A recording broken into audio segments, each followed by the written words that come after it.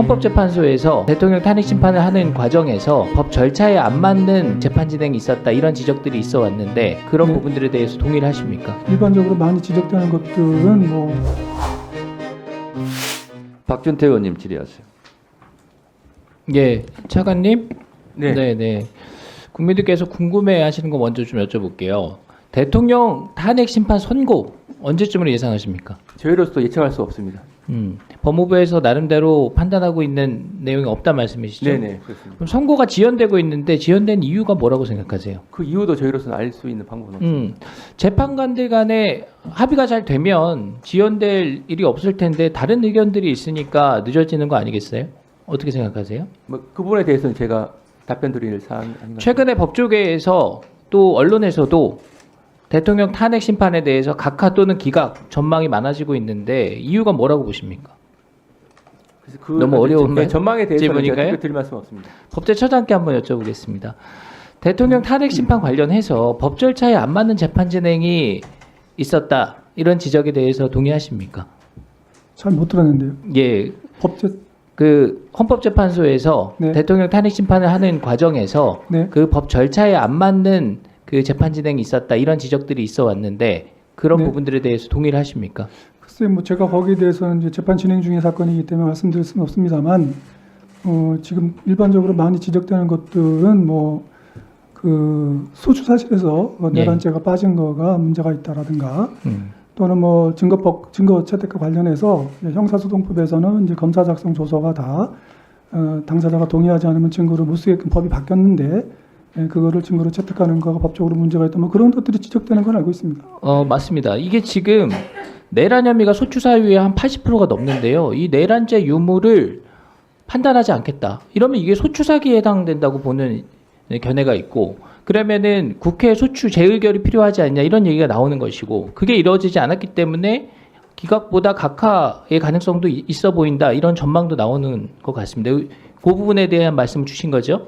그러니까 그런 지적이 있다는 걸 말씀드렸고요. 예, 그런 예. 논란이 있으니까 그런 논란에 대해서 아마 헌법재판소에서 지금 충실하게 다 아마 그 갑론을박하면서 네. 검토하고 있을 거라고 생각합니다. 그리고 수사기관에 신문조서를 증거로 채택하는 것 역시 문제입니다. 헌법재판소법 제32조에 따르면은 재판 소추 범죄 수사가 진행 중인 사건 기록에 대해서는 송부 요구할 수 없도록 이렇게 되어 있고요. 또 이 탄핵 심판은 기본적으로 그 형사재판을 형사소송법을 준용하도록 하고 있는데 형사소송법 312조에도 피의자 신문조서를 피고인이나 변호인의 동의가 있어야만 증거로 쓸 수 있다 이렇게 되어 있어서 지금 이런 부분만 봐도 계엄 관련자들의 어떤 신문 조서를 탄핵 심판 증거로 채택하는 게 문제가 있다 이제 이런 지적들 나오는 겁니다.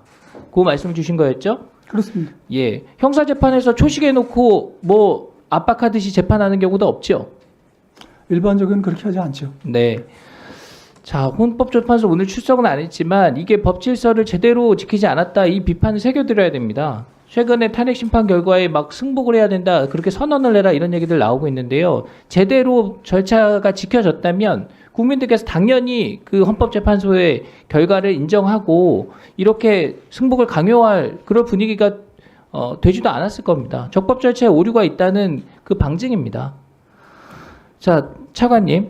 네. 그 이재명 대표가 최상목 대통령 권한대행 향해서 마흔역 후보자 임명 안 했으니까 직무유기 현행범으로 체포될 수 있으니까 몸조심하기 바란다 이렇게 얘기를 했어요. 알고 계시죠? 네네. 네. 지금 대통령 탄핵 소추하고 대통령 권한대행 한덕수 국무총리 탄핵 소추하고 대행의 대행까지 탄핵하겠다 이렇게 겁박하다가 지금 이제는 공당의 대표가 직접 나서가지고 긴급 체포하라 이렇게 협박을 하는 겁니다. 이게 지금 정상적인 국가 아니에요, 이거. 경찰이든 국민이든 누구나 즉시 체포할 수 있다. 이렇게 좌표를 찍어가지고 이게 테러 조장하는 겁니다. 본인은 방탄복 입고 다니고 경호부처 갖고 다니면서 권한대행은 뭐 보이는 사람들 아무나 체포하세요. 이게 말이 됩니까? 이거 체포 요건 됩니까? 글쎄 그 부분에 대해서는 제가 특별하게 드릴 말씀 없습니다. 왜 말이 없어요? 기본적으로 이게 범죄 성립을 전제로 해서 하신 말씀으로 보여지는데 범죄가 성립하는지 여부에 대해서는 별도의 판단이 필요합니다. 말도 안 되는 얘기니까 답변을 못 하시는 거죠. 예, 화면 한번 띄워주세요. 이거 지난달에 어떤 커뮤니티에서 민주당 갤러리에 올라온 글입니다. 누가 썼는지는 몰라요. 최상목 직무유기다. 현행범이니까 체포하자. 이렇게 돼 있습니다. 체포한 후에 48시간 안에 구치소에서 마흔역 임명하면 불구속 기소해주고 안 하면 구속 기소하라. 이렇게 써 있습니다. 이걸 그대로 지금 말씀하고 있는 겁니다.